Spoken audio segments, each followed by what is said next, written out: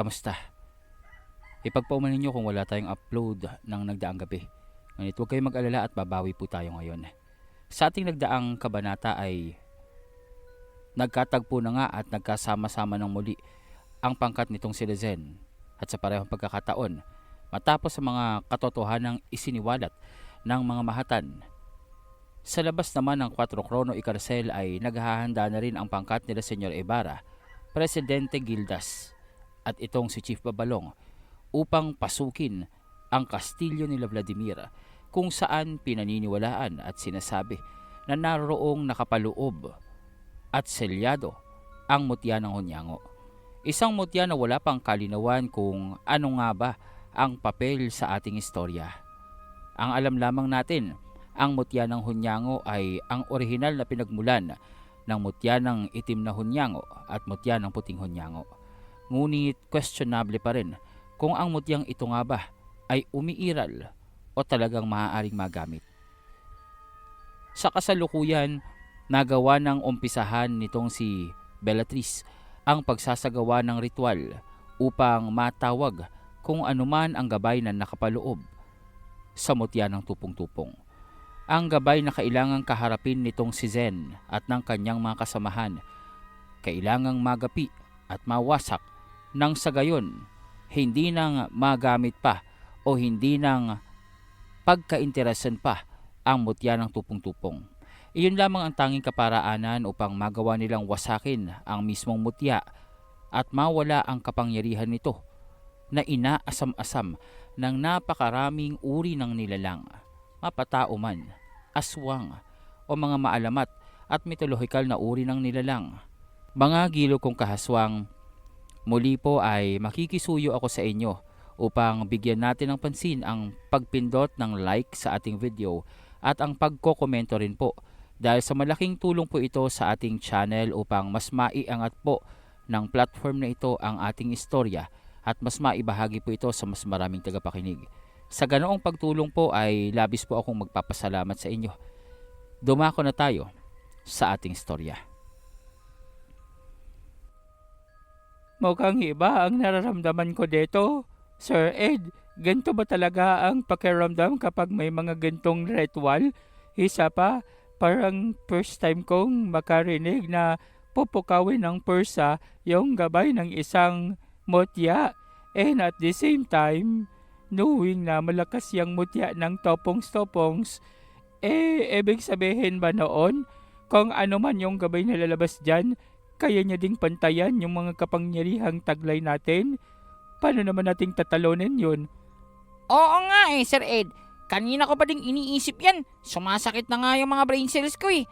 Paano ba nating lalabanan ang isang nilalang na kayang pantayan ng lahat ng kapangyarihang tinataglay natin? Hindi ba parang napaka-impossible nun? Tama kayo. Maski ako, wala akong maisasagot dyan. Tandaan nyo, isa lamang akong ordinaryong paranormal expert. Mas makapangyarihan ang mga nasa paligid ko. Mas maraming nalalaman maski itong si Ninang. Ako'y isang hamak na naglalakbay lamang at ibig maging saksi sa mga kaganapang pambihira sa mundong ito. Ngunit kung ako ang tatanungin sa aking ekspertong opinyon, may kahinaan at may kahinaan. Kahit pang sinong nilalang, kahit pang ang pinakamalakas, ay merong isang bagay na maaaring magpahina dito. Isang kaparaanan upang masira ang depensa o ang katatagan nito. Yon ang kailangan nating malaman. Medyo challenging ang bagay na yan. Tama! Tama itong sininang. Challenging ang mga bagay na katulad nito. Paano naman nating malalaman kung anong kahinaan ng isang kagaya niya kung kinakalaban na natin siya? Bukod pa doon, papaano kung ang gabay na yan isinlaki ni Kriston? O hindi ba, ang tambuhanan ng dragon na yun? What if ganon kalaki ang makakalaban natin dyan? Di GG na tayo sir. Hindi na natin magagawang puksain yan. Baka gawin pa tayong mga panghimagas niyan o kaya gawin tayong popcorn. Alam nyo, maaring ito na ang labang magbibigay ng desisyon sa ating kapalaran.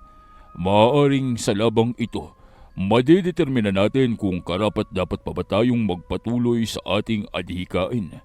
Kung karapat-dapat pa ba tayo na magkaroon ng layunin upang magbigay ng kapayapaan sa mundo.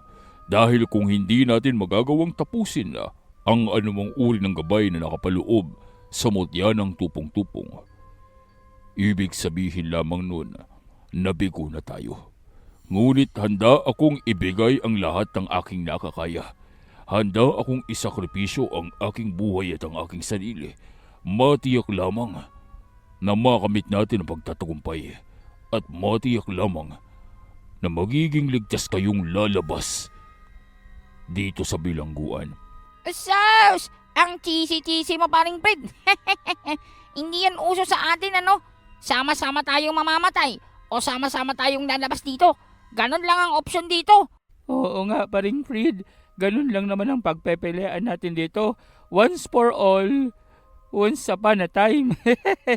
Basta lahat tayo sama-sama sa harap at ginhawa till death do us part. Ay, di ba, Bibibing? This is for you. Ano bang nakain mo, Jimeno? At masyado kang malandi ngayong mga nagdaang panahon. Huwag mong sabihin na sinapian ka na. Hindi ka na ba ang Jimenong kaibigan namin? Oh, bakit ka namang tumatawa, paring Kulas? Eh di siyempre, may na-friendzone. Narinig mo ba yung sinabi niya? Kaibigan namin. Kaibigan. Capital F-O-G. Kaibigan. Kawawa ka naman. Kaibigan ka lang pala nitong si Bebebeng. Alam mo, meron na kayong malanding ugnayan, ano? Alam mo, paring Fred, iaalay ko ang buhay ko para makaalis kayo dito. Ayoko nang lumabas. It's all or nothing. Wala na din namang silbi ang buhay ko. Parang gusto kong magpunta na lang sa Sewol, maupo, kumuha ng mga bato tapos patalon-talonin ito sa ilog at dagat, sa mga tubig-tubig. Alam mo yun, magmone-mone doon. Total, friends lang naman pala kami ni Bibibing. I hate this world. I hate my life. Hoy, umayos ka nga. Ano bang pinagsasasabi mo dyan? Dapat ituon mo ang pansin mo sa pakikipaglaban dito. Isa pa, ano ba yung pinagdadrama mo? Palagi na nga akong nasa tabi mo. Kulang pa ba yun sa'yo? Palagi ngang ikaw ang inaalala ko. Kulang pa ba yun sa'yo? Hay nako, ang mga lalaki talaga, masyadong demanding. Napakataas na mga standards nyo. Napakarami niyong gusto sa buhay. Magtitino ka ba dyan o? Pipilipitin ko yung tenga mo. Friends mo lang naman ako. Friends lang tayo. Friends lang tayo. Di matatanggap na friends mo lang ako. Yeah. Alak ka. Mukhang nasaktan na ng todo si paring Jimeno. Kumakanta na. Hindi naman yung marunong kumanta. Parehong kaliwa ang ngalangalan yan. Bibibing naman. Nakita mo naman kung gaano kang mahal nitong si paring Jimeno. Tatawagin mong kaibigan. Well. Teka nga, Bilat. Kanina ka pang pumipikit at namumuti-muti ang mga mata mo dyan kapag dumidilat. Matagal pa bang magising niyang gabay ng tupong-tupong na yan? Abay, inuugatan na kami dito Gano'n ba katagal yan? Mukha yatang malapit nang matapos ang kanyang ritual. Kaya kailangan nating maghanda dahil hindi natin masasabi kung saang lalabas ang gabay ng mutya ng tupong-tupong. Maliban pa doon, hindi tayong nakatitiyak kung elemental ba ito, tao, makapangyarihang kagaya ng mahatan o batala. Walang makapagsasabi. Teka nga. Manong Mahatan, alam niyo ba kung anong nakapaloob dyan? At saka, bakit namang isang basong dugo pa ni paring Zen ang kailangan? Parang natatakot ako. What if primordial na vampira pa lang lumabas dyan? Aba, GG tayo dito. Magiging skippable na naman ang mga pangyayari. Kagaya ng ginawa ni Valentina sa atin kanina. Hindi natin nakita yung pagkuha niya ng dugo kay paring Zen. Saan niya kayang kinagat si paring Zen? Pagpaumanhin niyo, subalit ang bagay na yan ay hindi ko ring masasagot. Isipin niyo na lamang, kasama ito sa inyong huling pagsasanay dito, ang pagsusulit ng katapatan, tiwala sa isa't isa, at ang determinasyon nyo na hindi matitinag. Kung hindi nga talagang matitinag, O baka naman, O ano, ba't di mo tuloy? O baka naman ano, baka itanim kita dyan sa kinatatayuan mo para tumubo ka at dumami ka pa. Paring Kulas naman, imagine, isang buong pulutong ng tatang sigaw ang nandito sa paligid natin. What a noise pollution. Baka naman mamatay tayo niyan. Ay, oo nga pala, no? Banong, ang tagal-tagal naman kasi nitong sibilat. At saka, nangangatin ng mga kamay ko. Gusto ko nang masuntok yung kung sino man ang nasa loob ng gabi na yan. At saka, Manong Mahatan, kailangan ba talaga naming wasakin? Paano kapag umiyak yung gabay ng nutyan ng tupong-tupong? Maawain pa naman akong tao. Walang ibang kaparaanan kundi ang tapusin ang gabay ng mutya ng tupong-tupong. Tandaan nyo, isang alaala ng nakalipas na lamang ang gabay na nakapaloob dyan. Nakaraan, tapos na ang kanyang buhay, tapos na ang kanyang takbuhin sa mundong ito. Tanging alaala na lamang na tila bang ipinaloob sa isang makapangyarihang hiyas upang patuloy na umiral. Kaya naman, walang pinagbago kung tatapusin nyo ang gabay na nasa loob niyan. Bibigyan nyo lamang ito ng kapahingahan. Tandaan nyo, ang mutya ng tupong-tupong ay isang artipisyal na mutya na likha ng tao at ng ilang mitolohikal na uri na tumulong dito. Ang mutya ng tupong-tupong na ginamit na kasangkapan ang mismong puso ng mortal na hari. Kaya naman, hindi nang tinatanong at hindi nang dapat pang pagtalunan kung kailangan itong tapusin. Maliban na lamang kung hindi buo ang determinasyon nyo at kaya kayong maapektuhan ng tukso na gamitin ang mutya ng tupong-tupong para sa inyong mga pansariling interes. Total, gano'n naman ang mga tao, hindi ba? Mabababaw, oportunista, walang kasagaran ang pagkauhaw sa kapangyarihan, hindi marunong sa salitang kontento. Ganid, kapag nagawang maabot ang isang bagay, mag-aasam ng mas mahigit pa, mas mag-aasam ng mas mataas pa. Hindi ba ganun kayong mga tao? Hep. Masyado ko ang judgment ah. Aba. Pasalamat ka, hindi kitang dinajudge. Hindi lahat ng tao ganun, no? Yung iba, gusto lang kumain. At saka, ano bang pakialam namin kung labis ang kapangyarihang tinataglay niyang gabay ng tupong-tupong na yan? Aba, masaya na kami sa kung anong meron kami ngayon, no? At saka kaya naman namin palakasin yung mga sarili naming kapangyarihan.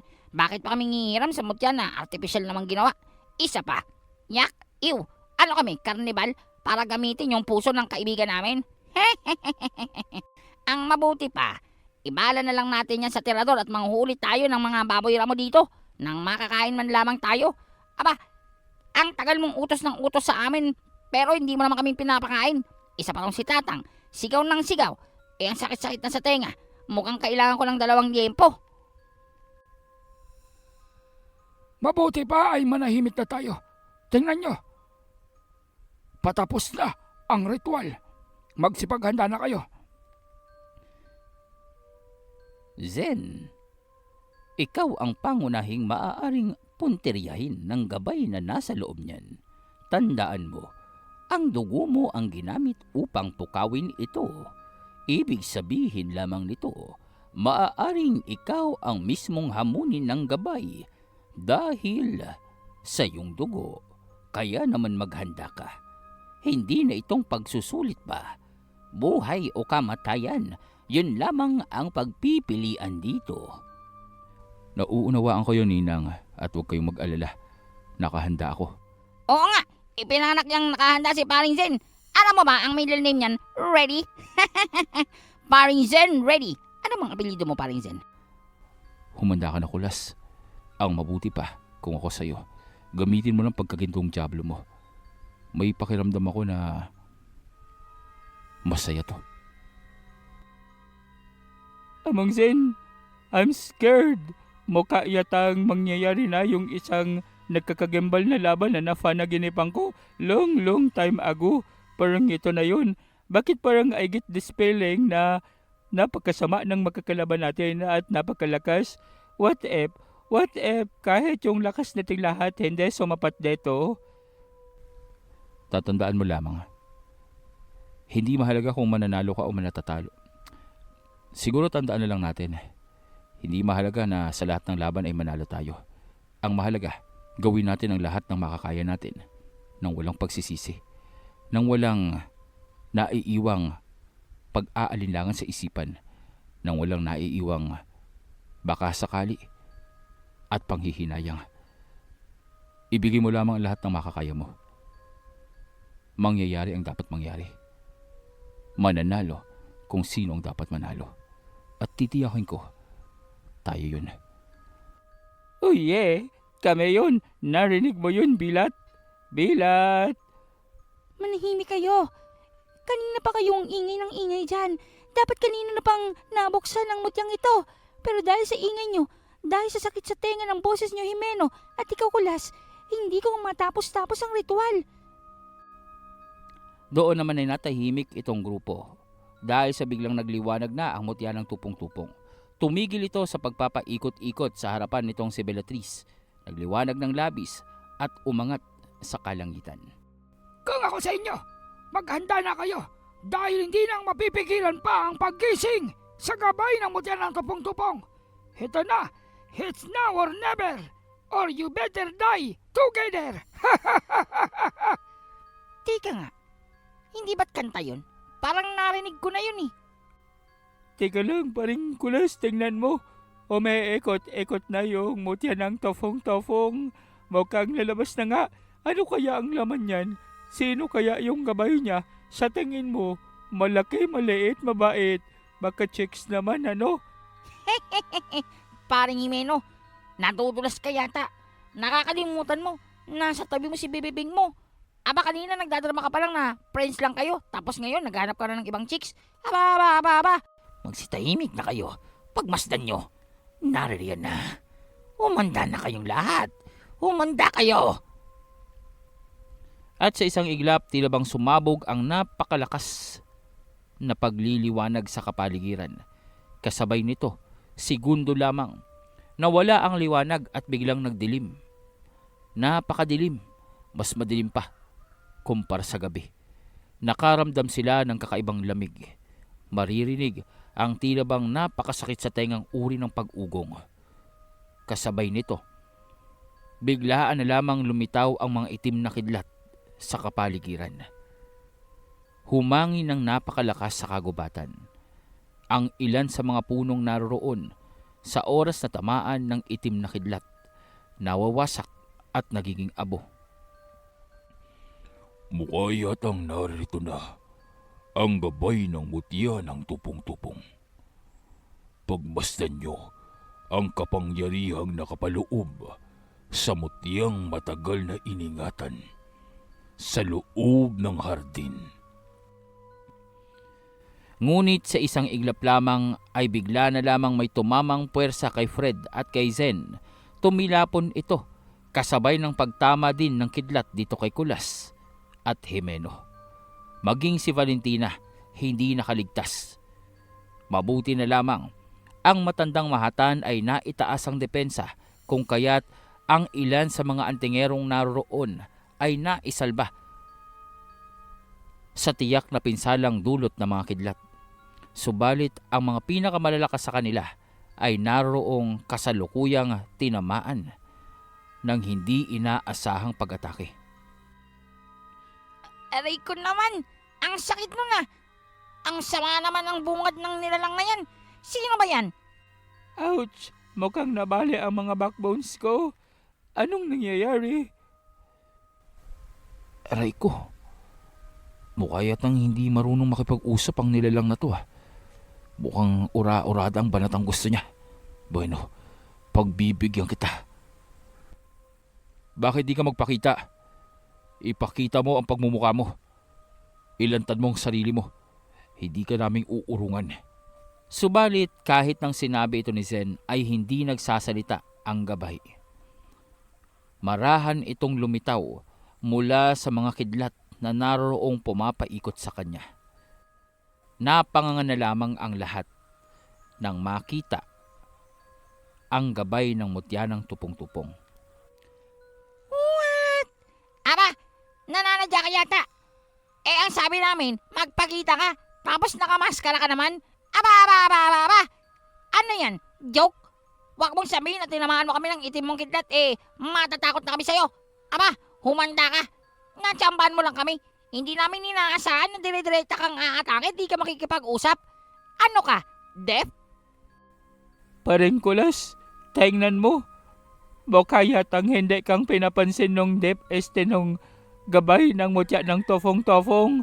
Bakit parang si Amungzin lang ang tinitingnan niya? Kagaya ng sabi ko sa inyo, tanging ang dahilan ng pagbukaw sa kanya ang unang-unang pupunteriyahin niya.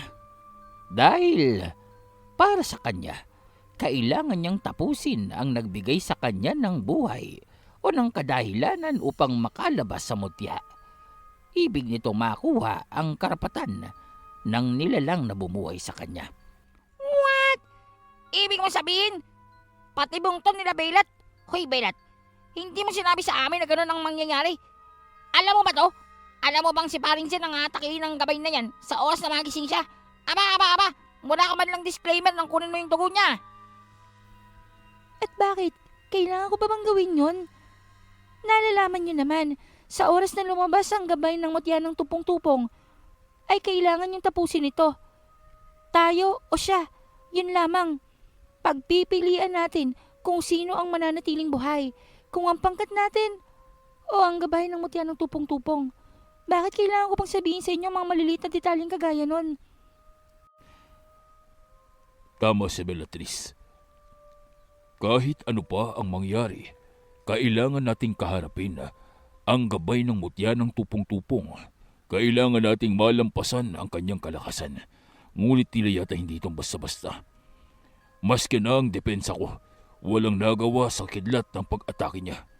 Maski na ang kerubin, nagawa niyang lusutan ng depensa. Aba, Manong Mahatan, baka naman meron kang suggestion dyan. Paano namin kakalabanin na tatapusin ang isang kagaya niyang gabay? Isahang atake niya, sabay-sabay kaming tinamaan. Kailangan niyong madiskubre at malaman kung paano itong tatalunin ng kayo-kayo lamang. Anong akala niyo dito? Laro-laro lang, natuturo namin lahat ng mga dapat niyong gawin. Tamang matandang gurang na yan. Kailangan niyong resolbahin ang bagay na ito ng kayo lamang. Hindi maaring makialam ang isang mahatang kagaya ko sa labang may kinalaman sa mutya ng tupong-tupong. Kaya naman, sana maipanalo niyo ang labang ito. Doon ay nanahimik ang dalawang mahatan. Doon nanatili itong nakatayo sa isang tabi. Ibinaba ng matandang mahatan ang kanyang depensa. Ito ay paghuhudyat na umpisa sa mga tagpong iyon. Sila-sila na lamang ang haharap sa gabay ng tupong-tupong. Kakaiba ang kanilang labang kinakaharap dahil sa kung iisipin. Malakas na itong si Zen at Fred, maging si Kulas at maging si Jimeno.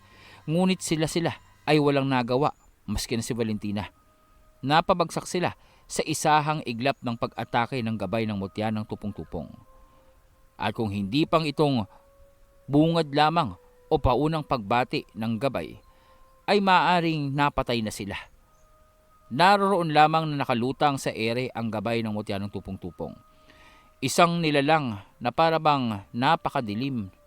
Isang nilalang na halos hindi nilang makita maging ang mukha nitong nakamaskara. Dahil na rin sa puwersa at presensya na pumapaikot sa kanya.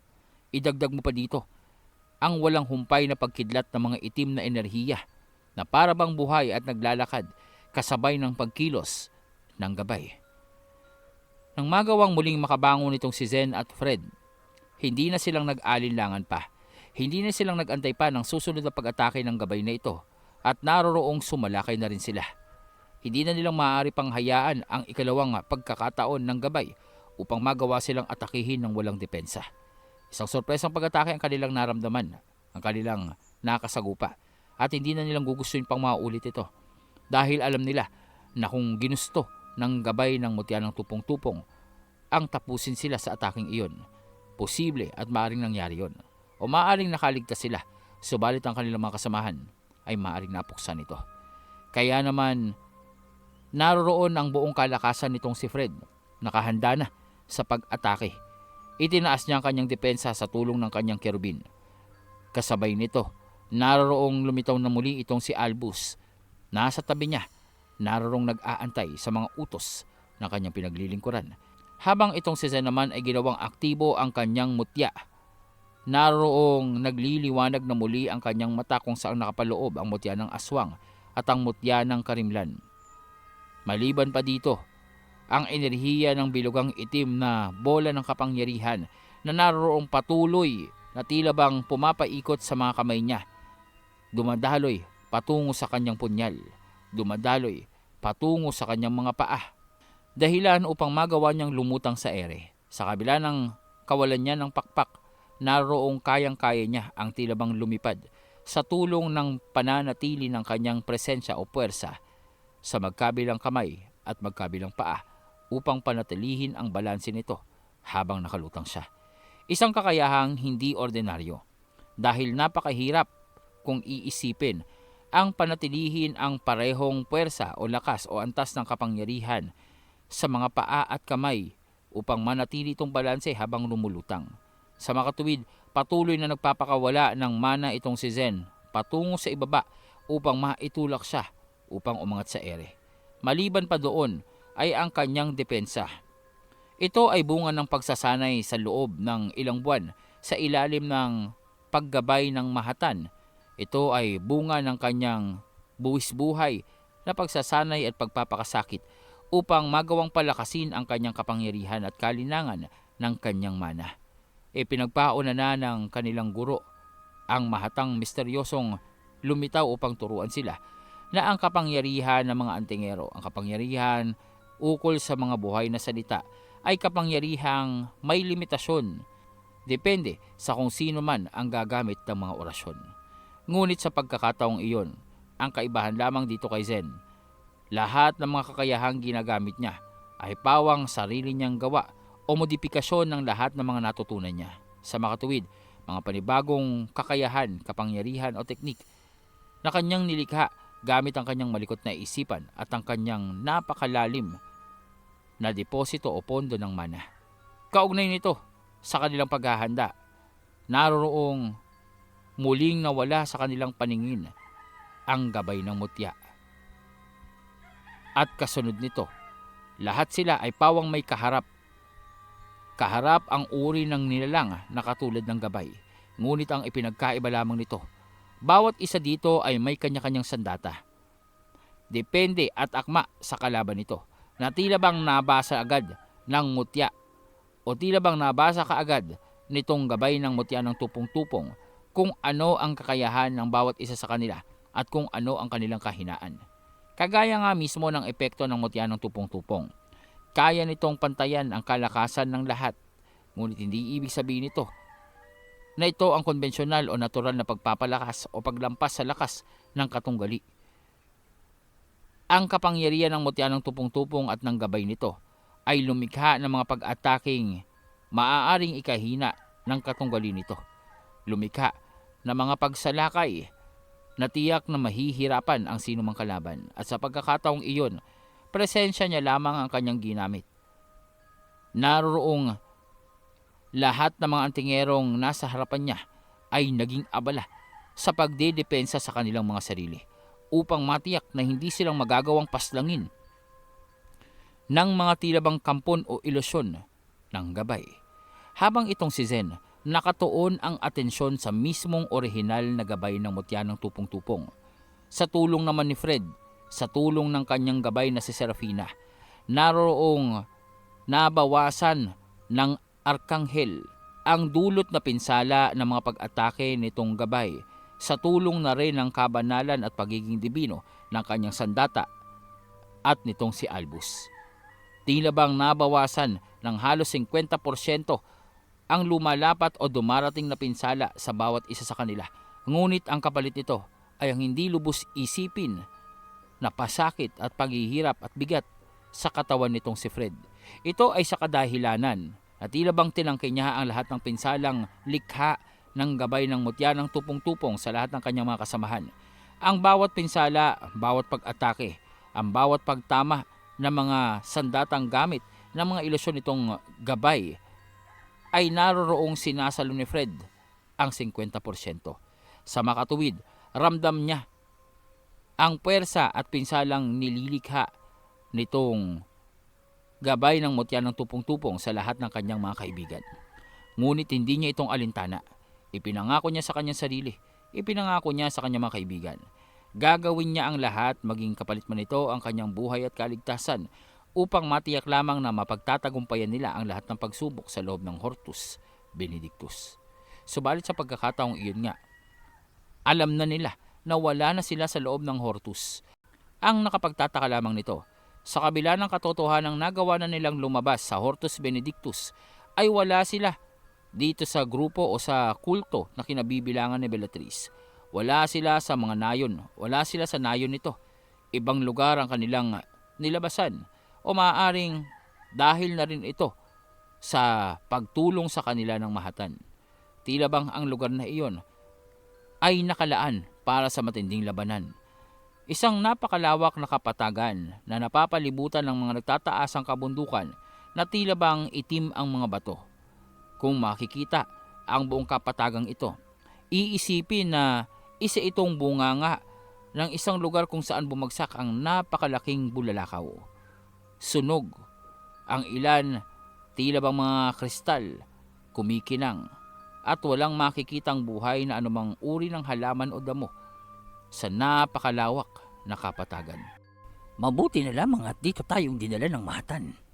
Hindi masukal, masyadong malawak.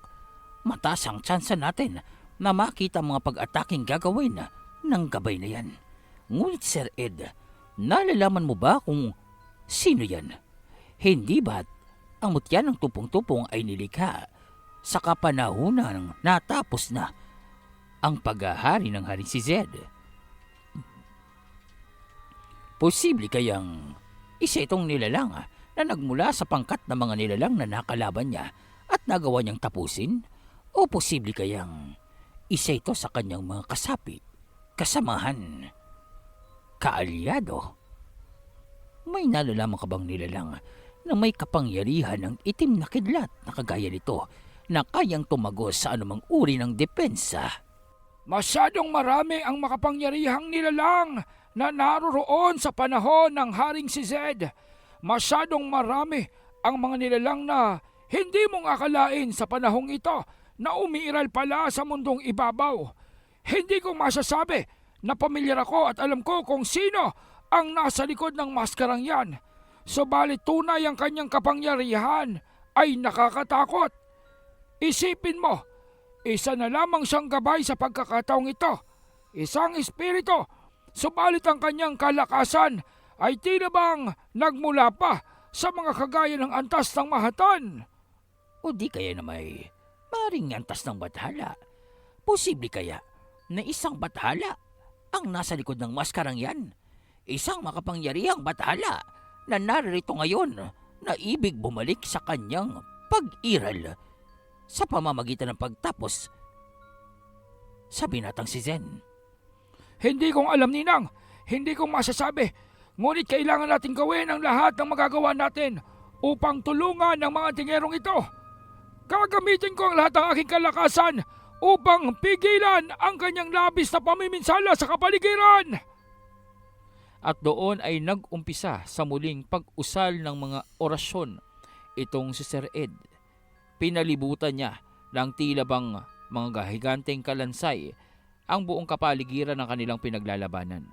Ito ay upang mapigilan ang pagdating o ang pagpasok ng iba pang hindi inaasahang puwersa mula sa kalawakan ng islang iyon, mula sa kalawakan ng kanilang kinaroroonan.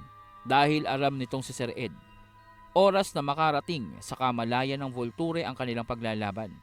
Maaaring bigla-bigla na lamang itong lumitaw doon at sumugod. Ang harang na inilagay niya ay magsisilbing indikasyon o babala sa kanila kung sakasakali man na may puwersang kagaya ng Volture ang papalapit.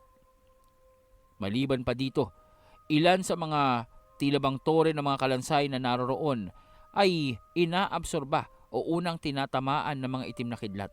Bagamat napupugnaw ito, nalulusaw, nagiging abo. Ngunit nakakabawas ito sa pinsalang maaaring matamo ng kanyang mga kasamahan. Naroroong sumusuporta itong si Ninang at tumutulong sa panggagamot, pagpapahilom, at pagbibigay ng depensa sa kanilang mga kasamahan. May kakayahan ang aswang na ito na kagaya sa kakayahan nitong si Jimeno. Kung matatandaan, kayang-kaya niyang pabatain ang kanyang sarili. Ito ay sa kadahilan ng napakataas ang kanyang karunungan pagdating sa pagpapahilom o regeneration, lalong-lalo na sa mga may buhay na kagaya ng tao o ng aswang. Kaya naman malaking tulong ang kanyang kakayahan o kapangyarihan. Subalit ang problema lamang, dahil hindi kagaya ni Zen, na tila bang napakalalim at walang hanggan ang pinagmumula ng mana. Ang kanyang mga kasamahan ay limitado lamang ang mana. Oo, at may kalakasan din ang kanilang mga kapangyarihan at kasanayan. Oo, at mas napalawak pa nila ang reserba ng manang nasa kanilang katawan.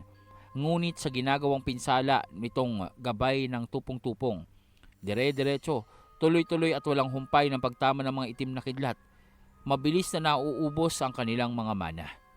Mukha yatang hindi magtatagal ang ilan sa mga antingerong ito at matatapos kaagad ang kanilang partisipasyon sa pakikipaglaban sa gabay na yan. Noon pa man ay alam ko na yan. Hindi lahat sa kanila ay pinagpala sa mayamang enerhiya at mana kung tawagin ng mga nasa ibabang dimensyon. Ngunit, aminin mo, bukod tangi ang kanilang mga talento at kalakasan.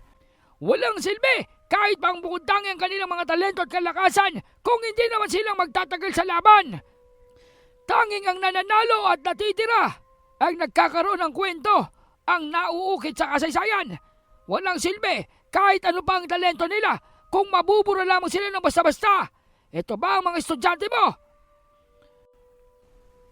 Magtiwala kayo at maniwala kayo sa akin. Sa tagal ng aking pag-aantay sa islang ito, sa tagal ng aking paglilibot sa paghahanap ng mga karapat-dapat, sila ang pinakaakma. Bagamat masasabing pinakabata pa sila, mga mura pa lamang ang edad kumpara sa atin. Ngunit kung pagsusukatan natin ay ang kapanahonang kayang ilagi ng mga tao, ng mga aswang sa mundong ibabaw, sila na ang pinakamagagaling o iilan lamang sa mga pinakamay talento sa mundong ito. Kung magagawa nilang lampasan ito, magagawa nilang talunin ang Volturi. At sa oras na matalo nila ang Volturi, nakahanda na sila upang kaharapin ang mga nakaambang panganib sa kanilang tunay na daigdig. Aba, mukhang makuna talagang isang ito. Hindi ko talagang lubos maisip pero parang family na family sa akin ang mga pag-ataking ginagawa niya. Parang Jimeno, tandaan mo, huwag mong hahayaang nakababa ang depensa mo. Isang tama lang sa atin ang kidlat na yan. Parang tinasan niya pa ang bultahe. Siguradong mapipinsala tayo. Maaring malagi sa alanganin mga kasamahan natin kapag ikaw mismo ay napinsala. Tandaan mo, sa'yo nakasalalay ang depensa natin at ang pagpapahilom sa mga gamot, ang pagpapalakas na muli sa enerhiya namin. I know, I can manage. Basta gawin mo ang lahat para madipinsahan ako. At saka, bibibing, huwag kang masyado sa front line. Baka naman mapahama ka. I care for you, ano? At saka pa rin kulas. Kung maaari, pigilan mo ang bola ng enerhiyang nasa taas. Mukhang dyan nagmamula yung mga kidlat-kidlat. Madaling sabihin para sa'yo, kanina ko pa nga sinusubukan. Pero parang natatansya ng nilalang na yan ang mga gagawin kong pagsugod. Dinidepensahan niya na ang bola ng enerhiyang nasa itaas. Alam mo sa tingin ko, dyan nagmumula ang kanyang kapangyarihan. Kaya kailangan yan ang sugurin natin at hindi siya. Zen, susubukan ko ang tulungan sila Kulas upang atakihin ang bola ng enerhiya na nasa itaas. Kung kaya mong kaharapin at sabayan ang gabay na nasa harap natin. Susubukan ko pero hindi ako sigurado. Ngunit wala naman tayong pagpipilian. Mukhang ang pinagmumula ng enerhiya ng gabay na ito ang nasa itaas. Ang bola ng kuryenteng yan, ang itim na enerhiya. Kanina pa akong nagtataka. Tila yata may buhay. Tila yata sa tuwing susubukan yung atakihin ito, nagkakaroon ito ng reaksyon kasabay ng pagkilos ng gabay na narito sa harapan natin. Galingan nyo, tibayan nyo, at kung maaari, ibuhos nyo ang inyong mga pwersa hindi sa depensa, kundi sa pagpapabilis ng inyong pagkilos. Tandaan nyo, kidlat ang kalaban nyo. Walang silbi dito ang depensa. Kayang gumapang ng boltahe ng kuryente sa anumang uri ng enerhiyang ginagamit nyo. Kaya mas mainam ang mas mabilis kayong kumilos upang maiwasan ito. Naunawaan ko. Huwag kang mag-alala. Hindi kami mapapano. Valentina, kaya ko na to. Kailangan mong tulungan ng mga kasamahan natin. May kutob ako. Nag-iipon ng enerhiya ang bola na nasa itaas. May kutob ako. Maaaring hindi pa ito ang kabuuan ng kalakasan ng gabay. Kaya naman, kung maaari, tulungan mo sila, Fred. Wasakin niyo ang bola ng enerhiya na yan. Ako nang bahala dito. Sigurado ka ba, Zen? Masyadong malakas ang isang yan. Pero, tila yata tama ka. May pakiramdam ako na may buhay sa loob ng bola ng enerhiya na yon. Pareho tayo nung nararamdaman. Sa palagay ko, hindi pa ito ang tunay na gabay ng mutya ng tupong-tupong. Mukha yatang napansin na ng binata. Mukha yatang nagkaroon na siya ng ideya. Ang kaharap nila ay tagapagbantay pa lamang. Ang kaharap nila ay hindi ang mismong gabay ng mutya ng tupong-tupong, kundi isang tagapagbantay, protektor ng mismong gabay. Hindi nila itong basta-bastang mapapabagsak dahil ang enerhiyang ginagamit ito ay nagmumula mismo sa gabay ng mutya ng tupong-tupong. Kapag hindi nilang nagawang pabagsakin ng tagapagbantay at nakumpleto ang paghigop ng enerhiya ng gabay, nasisigurado ko may babagsak sa kanila. Subalit gano'n nakadesenyo ang mutya ng tupong-tupong. Inihanda ng mga loko-lokong yon ang ganitong uri ng sistema sa mutya ng tupong-tupong upang matiyak nilang hindi itong basta-bastang mapapabagsak at matatalo. Tila yata nahulaan na nila na darating sa punto ang mundong ito. Nakakaharapin nila ang mismong gabay ng mutya ng tupong-tupong. Kaya naman itinaas nila ang seguridad nito at hindi lamang ang bantay na yan ang nag-aantay upang ipagsanggalang ang pagbuo sa gabay ng mutya ng tupong-tupong. Kailangan nila ng mas malakas na pwersa. Kailangan nilang pigilan ang pagdidikit ng bantay at ng enerhiya mula sa bola dahil kapag nagkataon sa oras na malapitan ito ng tagapagbantay, isisilang ang kanilang gabay. Komplikado. Masyadong komplikado. Tama ka, mukhang komplikado masyado ang kinakaharap natin ngayon. Ngayon lamang ako nakakita ng ganyang uri ng mutya. Isang mutya na parabang isang buong hukbo na handang makipagdigma ang nakapaloob. Tama ka. Iba't ibang buhay ang nararamdaman ko mula sa bola ng enerhiya na yan at hindi lamang iisa. Ano bang ibig sabihin nito? Madali lang to. Mukhang alam ko na at nauunawaan ko na kung ano ang bola ng enerhiya na yan at kung ano ang papel ng nakamaskarang to. Isang portal. Isang portal ang bola ng enerhiyang nasa itaas. Inaantay niyang lumitaw dito ang mismong tagapaggabay.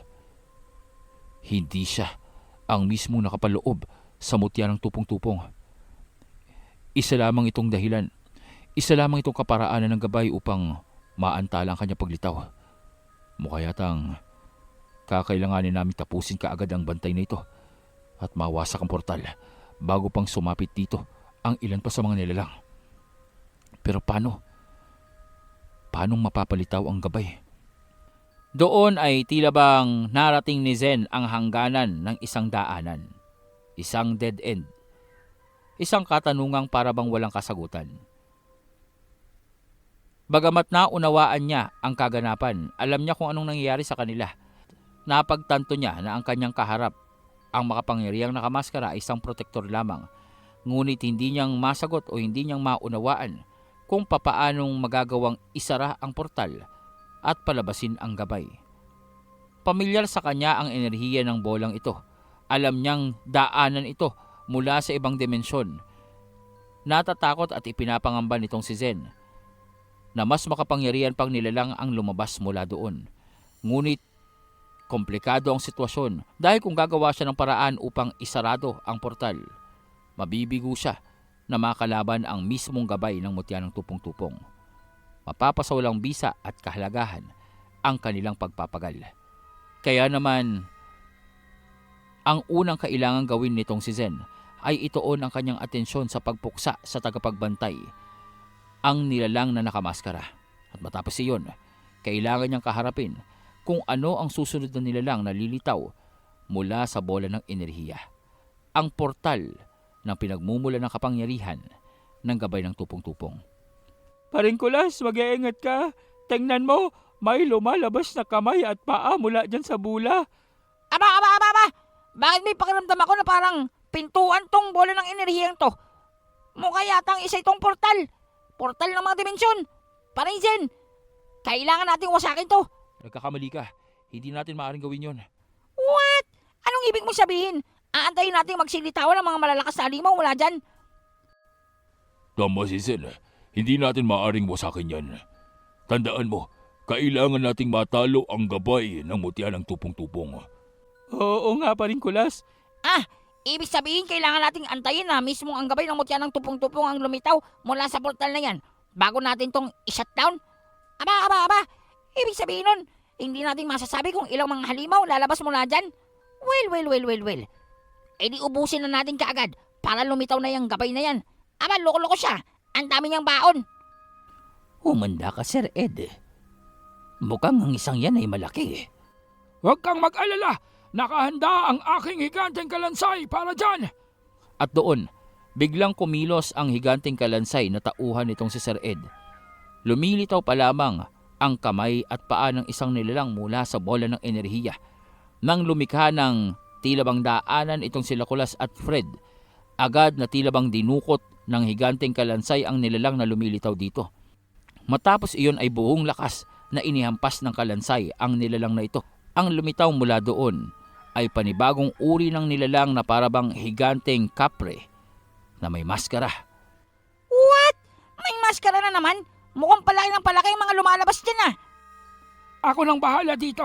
Ituon niyo ang atensyon niyo sa mga susunod na lalabas dyan. Kayang-kaya ng harapin ito ng aking kampon. Kahit sino pang ilabas niyo dyan, kayang-kaya namin kaharapin yan. Lalong-lalo na, sama-sama kami. One for alls, all for once. Tingnan lang natin kung... Teka lang. Hoy, ano ginagawa mo nakamaskara? Paring Kulas, mag-iingat ka. Umemos ka dyan. Paring Kulas, umemos ka. Tingnan mo. Kulas, huwag ka dyan. Oh, ayos ka lang ba, Bibibing? Bakit ka naman kasing umarang-arang dyan? Bibibing, are you okay? Naroroong sinugod sila ng isa pang nakamaskara. Hindi nilang maunawaan. Nakikita nilang kaharap nitong si Zen ang nakamaskara. Subalit may isa pa ang naroon sa kanilang likuran. Inatake nito si Kulas, si Beng, at naroroong akmapang mahahampas ng napakalaking tila bang pamalo itong si Jimeno. Mabuti na lamang, nabantayan ito ni Fred.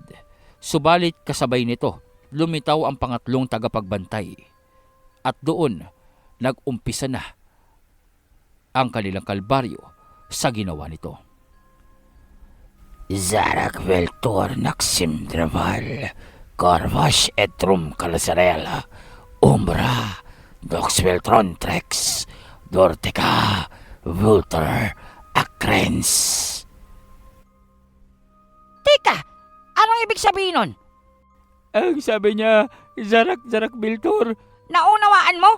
Hindi Paring Kulas pero alam ko kung anong mangyayari. Tingnan mo. At doon, sabay-sabay na lumitaw mula sa enerhiya nasa itaas ng kalangitan ang apat na nilalang. Isa dito, animoy maihahalin tulad sa isang uri ng engkanto na may sungay sa baba at may dalawang sungay sa noo nito. May hawak itong patalim at may hawak na tridente. Ang isa naman, isang tila bang napakatabang uri ng tao.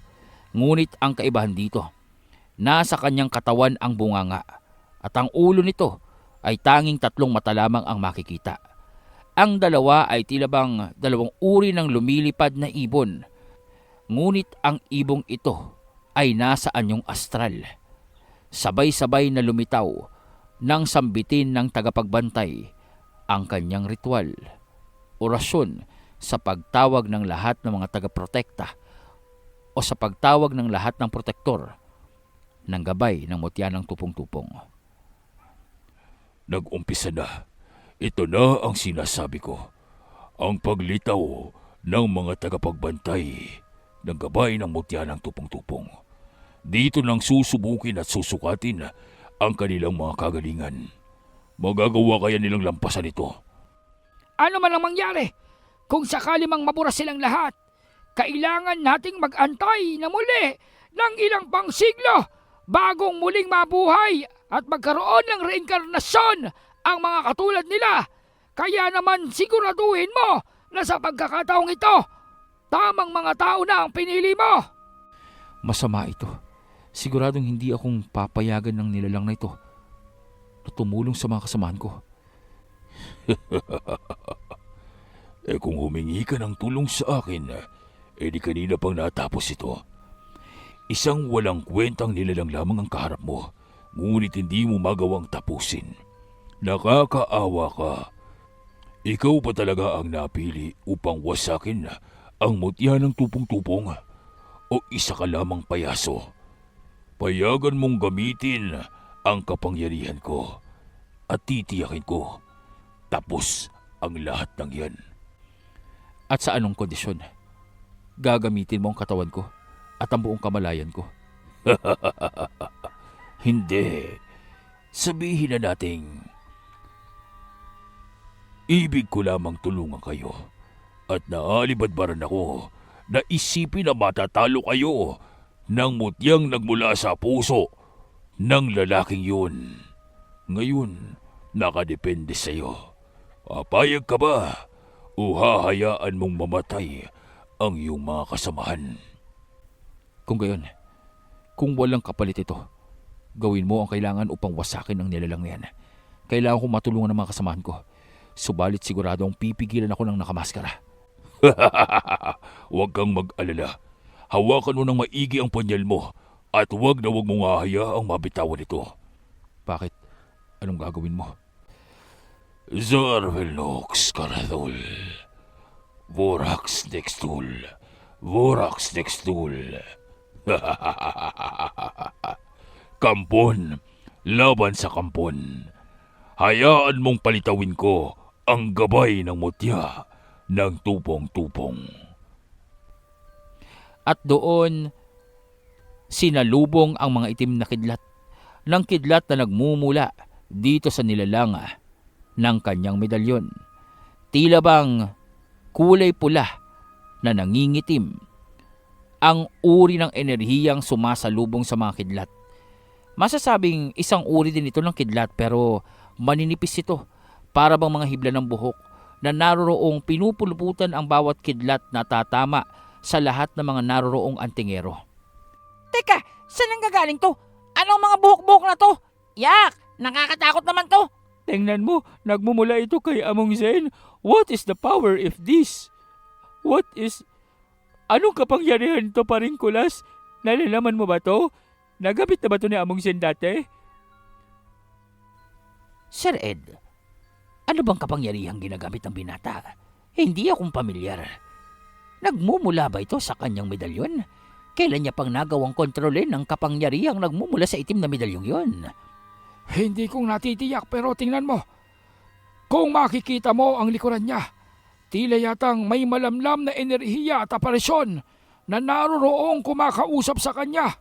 Isang malaking anino na dumedepensa at pumuprotekta sa ating lahat. Ang mga gahiblan ng buhok na yan, ang enerhiyang dumadaloy mula kay Zen, ang dahilan kung bakit napipigilan ng mga kidlat. Mukha yatang mababaliktad ang labang ito. Pagkakataon na natin upang sumugod. Kulas, Jimeno, Fred, ito lang pagkakataon natin para puksain ang mga tagapagbantay. Areglado, Masusunod, Sir Ed. Doon ay ibinuka nitong si Fred ang kanyang pakpak. Kasabay nito, naroroong lumipad din si Kulas patungo sa himpapawid. Lumitaw ang napakalaking palakol na nagmula sa kawalan, isang gintong palakol na naroroong hinawakan ni Kulas ng magkabilang kamay. Kasabay nito, makikita ang presensya ng kanyang gabay, ang hari ng mga laman lupa. Well. Subukan natin kung kaya niyong tanggapin to. Ako si Kulas, ang pinakamahusay na pantas. At alam niyo ba ang pangunahing kakayahan ko? Ang pagkontrol sa lahat ng elemento. Tingnan natin to. At doon ay itinaas nitong si Kulas ang kanyang kaliwang kamay. Doon, tila bang naglaho ang higanting palakol at namuo ang isang kakaibang asul na liwanag. Dire-diretso ito na tila bang kumalat sa kalangitan. Kasabay nito, lumitaw ang tila bang matatalim na yelo na para bang kisaming bumalot sa buong kapaligiran. Matapos iyon, nang ibaba ni Kulas ang kanyang kamay, naroroong sabay-sabay na bumagsak ang mga matatalim na uri ng yelo o kristal na naroroong tumama sa pinakamalaking nilalang na kanilang kinakalaban. Dahil sa lakas ng puwersa, bumagsak ang nilalang na ito at naroroong tila bang napako sa kalupaan. Kasabay nito ay hindi huminto ang pakikipaglaban nila Fred. Nagawa ni Fred ang hatiin sa dalawa ang kaharap niyang animoy higanteng kapre. Naroroong walang buhay itong bumagsak nang mahiwa ito ng espada nitong si Fred na parabang nagmula sa ginamit niyang pana. Ngunit may talim ito na parabang nagliliwanag at naroroong nakakasilaw ang dibinong enerhiya. Dahil nga sa ang kalaban niya ay tila bang nagmula sa kadiliman. Tila bang hindi nahirapan ang espada upang hiwain ito. Tila yata sa pagpapakitang gilas nitong si Zen, ginanahan ng kanyang mga kaibigan. Mukha yatang dahil sa kanyang pagpapakita ng kanyang kalakasan, naroroong mas napuwersa ang kanyang mga kaibigan upang ipakita ang kanilang tunay na kakayahan. Tama ka, Ninang. Ganyan kung nakilala ang kanilang pangkat. Ang kanilang kalakasan ay mas tumitindi kapag nahaharap sa mas delikadong mga laban. Lalong-lalo na kapag nakikita nila ang kalakasan ng kanilang pinunong si Zen. Mas lalong lumalakas ang kanilang enerhiya at hindi itong kayang wasakin ng sinuman. Nakikita mo naman siguro, Tanda, kung ano ang ibig kong sabihin nang ihayag kong sila ang pinakamakapangyarihan sa mga tao.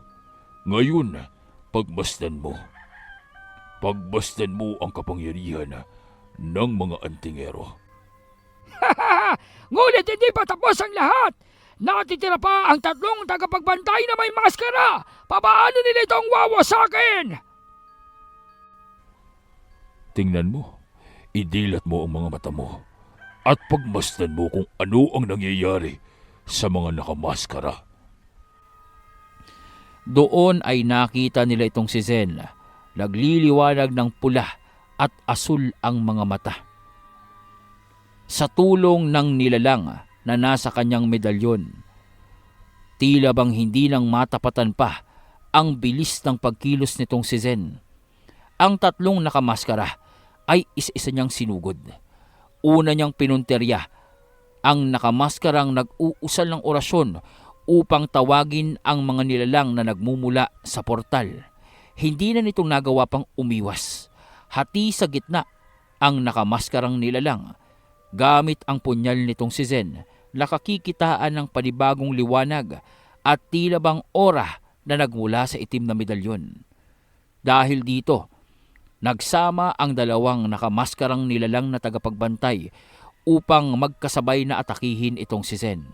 Subalit mula sa punyal na gamit nito, nagbago ang hawak na sandata nitong si Zen patungo sa isang malaking espada. Isang matabang uri ng espada na punong-puno ng enerhiya. Itinusok ito ni Zen sa kalupaan.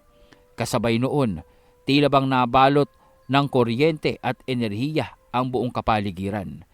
Kasabay nito, lumabas ang itim na kadenang naroroong dire-diretsong pumulupot sa dalawa. Dahil dito, napigilan ng dalawang nakamaskara sa pagkilos. Pilit na nagpupumiglas ang mga tagapagbantay. Subalit nag-uumapaw ang enerhiyang nagmula dito kay Zen dahil na rin sa pagpapalakas na ginawa ng itim na nilalang ng kanyang medalyon. Kaya naman sa pagpupumiglas nila, naroroong nawasak ang kanilang katawan sa patuloy na paghigpit ng mga tanikala. Napuksa ang dalawang nakamaskara at naglaho ang kanilang espiritu. Doon pa lamang makikita ang tunay na gabay na marahang lumilitaw. Ang bola ng enerhiya na kaninang nakalutang at dinadaanan ng mga halimaw. Unti-unti ay nagkaroon ng figura at unti-unti nalantad sa kanila ang tunay na anyo ng gabay. Anong ibig sabihin nito? Mahabaging mga bathala. Ikaw? Oh my sheesh! Anong nangyayari in the earth? Ikaw? Anong ibig sabihin nito? Kung gayon, ito na ang tunay na tagapagbantay. Ang gabay ng mutya ng tupong-tupong. Ang tunay na kalaban ng mga antingero. Lumitaw din siya sa wakas. Ang gabay, ang makapangyarihang mutya ng tupong-tupong. Ang katauhan ng itim na hunyango. Ang katauhan at definasyon ng kalakasan. Naharap ang lahat ng antingero, maging ang mga mahatan, sa anyo at sa anyo ng gabay ng mutya. Isang mukha na nagpagimbal sa kanilang lahat.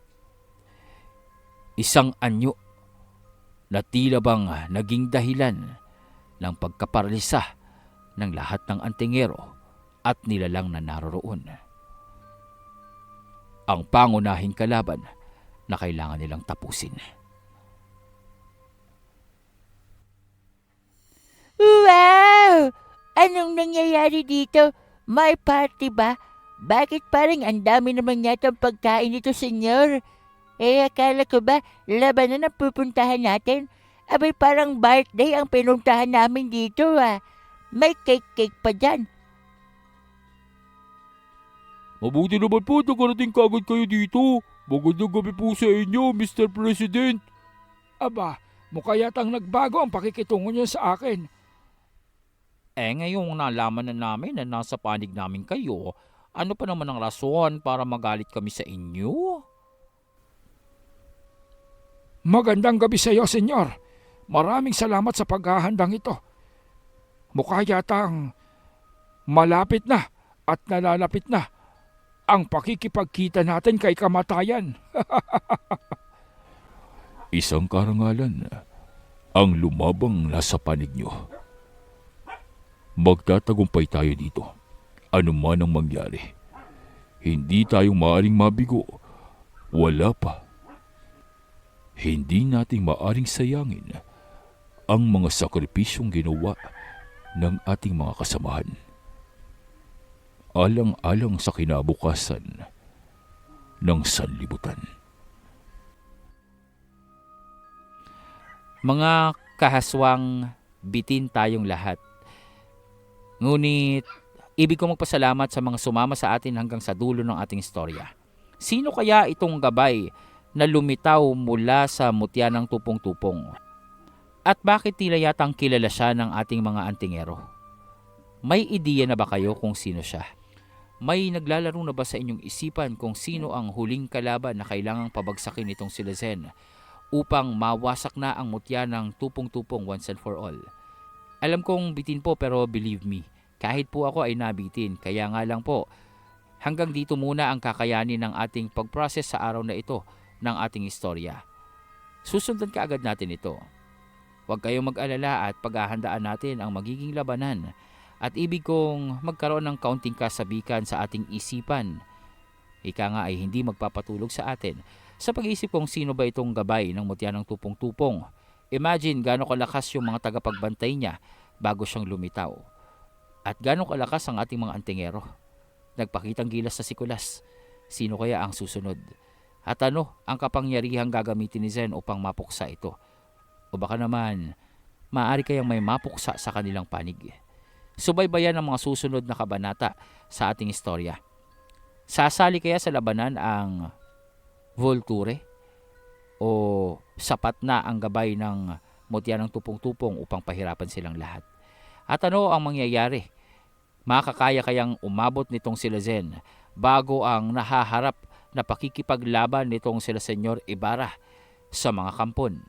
Lahat ng yan at marami pa sa mga susunod nating istorya ng katatakutan, aksyon, katatawanan.